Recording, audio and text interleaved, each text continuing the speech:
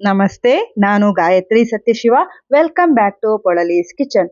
ನಾವೆಲ್ಲ ಚಿಕ್ಕವರಿದ್ದಾಗ rice item ಅಂತ ಬೆಳಗಿನ ತಿಂಡಿಗೆ ನನ್ನಮ್ಮ ಇವತ್ತಿನ ಈ ರೆಸಿಪಿ ಮಾಡ್ತಾ ಇದ್ರು. ನಮ್ಮ ಮನೆಯಲ್ಲಿ ನಾವಿದಕ್ಕೆ ಅಕ್ಕಿ ಒಗ್ಗರಣೆ ಅಂತ ಹೇಳ್ತೇವೆ. ಅಮ್ಮ ಸೌದೆ ಒಲೆ ಮೇಲೆ ಬಾಣಲೆಯಲ್ಲಿ ಡೈರೆಕ್ಟ್ ಆಗಿ ಮಾಡ್ತಾ ಇದ್ರು. ಯಾಕೋ ಈ ರೆಸಿಪಿ ನಂಗೆ ಮರ್ತೇ ಹೋಗಿತ್ತು. ರೀಸೆಂಟ್ಲಿ ಮಾಡಿದಾಗ ಶೇರ್ ಮಾಡೋಣ ಅಂತ ಅನಿಸ್ತು. ಹಾಗಾಗಿ ಇವತ್ತಿನ ಈ ವಿಡಿಯೋ ನಾನಿವತ್ತು ಕುಕ್ಕರ್ನಲ್ಲಿ ಮಾಡ್ತಾ ಇರೋದು. ಕುಕ್ಕರ್ ಬಿಸಿ ಆದ್ಮೇಲೆ 3 ಚಮಚದಷ್ಟು ಎಣ್ಣೆ ಹಾಕಿ ಒಗ್ಗರಣೆಗೆ 1 ಚಮಚ ಸಾಸಿವೆ, 1 ಚಮಚ ಉದ್ದಿನಬೇಳೆ, 1 ಚಮಚ ಕಡಲೆಬೇಳೆ, 1 ಚಮಚ ಜೀರಿಗೆ, 1 ಮುರಿದಿರುವಂತಹ ಒಣಮೆಣಸು ಸೇರಿಸಿ ಹುರಿಬೇಕು. ಸಾಸಿವೆ ಚಟಪಟ ಅಂದಾಗ 4 ರಿಂದ 5 ಅಥವಾ ಖಾರಕ್ಕೆ ಅನುಗುಣವಾಗಿ ಹಸಿಮೆಣಸು ಹಾಕಿ 1 ದಂಟು ಕರಿಬೇವಿನ ಎಲೆಯನ್ನು ಸೇರಿಸಿ ಧಾರಾಳವಾಗಿ ಈರುಳ್ಳಿಯನ್ನು ಹಾಕಬೇಕು. ನಾನಿಲ್ಲಿ ಚಿಕ್ಕದಾಗಿ ಕಟ್ ಮಾಡಿದ 3 ಈರುಳ್ಳಿಯನ್ನು ಹಾಕಿದ್ದೇನೆ. ಈರುಳ್ಳಿಯನ್ನು 50% ಬಾಡಿಸಬೇಕು. ನಂತರ 1.5 ಕಪ್ ಆಗುವಷ್ಟು ಅಕ್ಕಿಯನ್ನು ತೊಳೆದು ಸೇರಿಸ್ತಾ ಇದ್ದೇನೆ. ನಾನಿಲ್ಲಿ ಮಾಮೂಲಿ ಸೋನಾ ಮಸೂರಿ ಅಕ್ಕಿಯನ್ನು ಹಾಕ್ತಾ ಇರೋದು.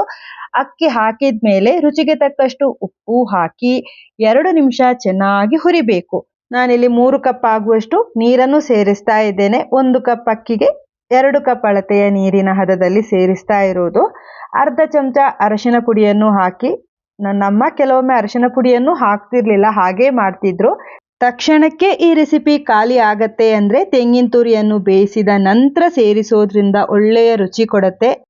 ಇಲ್ದಿದ್ರೆ ಈ ಹಂತದಲ್ಲಿ ತೆಂಗಿನ ತುರಿಯನ್ನ ಸೇರಿಸ್ಕೊಳ್ಳಿ. ನಾನು ಅರ್ಧ ಕಪ್ ಆಗುವಷ್ಟು ಹಸಿ ತೆಂಗಿನ ತುರಿಯನ್ನು ಸೇರಿಸ್ಕೊಂಡೆ. ಚೆನ್ನಾಗಿ ತಳದಿಂದಲೇ ಒಂದ್ಸಲ ಮಿಕ್ಸ್ ಮಾಡಿ ಮುಚ್ಚಳ ಮುಚ್ಚಿ 2 ವಿಸಿಲ್ ಹಾಕಿ ಬೇಯಿಸಿ. ಈಗ ಪ್ರೆಷರ್ ಪೂರ್ತಿಯಾಗಿ ಇಳ್ದಿದೆ. ನೋಡಿ ಎಷ್ಟೊಂದು ಉದುರುದುರಾಗಿ ಬಂದಿದೆ ಅಂತ. ನಿಮ್ಗೆ ಅನಿಸ್ಬೋದು ಚಿತ್ರಾನ್ನ ಥರನೇ ಇದೆ ಅಂತ, ಬಟ್ ಇಲ್ಲ, ಸ್ವಲ್ಪ ಟೇಸ್ಟ್ನಲ್ಲಿ ಚೇಂಜ್ ಇದೆ.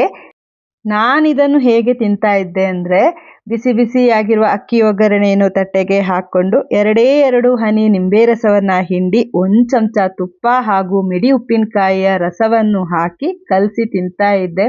ಈ ಕಾಂಬಿನೇಷನಲ್ಲಿ ಅಕ್ಕಿ ಒಗ್ಗರಣೆ ತಿನ್ನೋದಕ್ಕೆ ನನಗೆ ತುಂಬ ಇಷ್ಟ.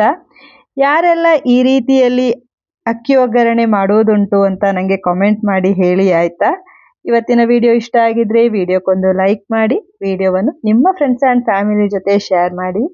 ಹಾಗೆ ಪೊಳಲೀಸ್ ಕಿಚನ್ ಸಬ್ಸ್ಕ್ರೈಬ್ ಆಗಿಲ್ಲ ಅಂದರೆ ದಯವಿಟ್ಟು ಸಬ್ಸ್ಕ್ರೈಬ್ ಆಗಿ ವಿಡಿಯೋವನ್ನು ನೋಡಿ ಅಂತ ಕೇಳ್ತಾ ಇವತ್ತಿನ ವಿಡಿಯೋ ಮುಗಿಸ್ತಾ ಇದ್ದೇನೆ. ಧನ್ಯವಾದಗಳು.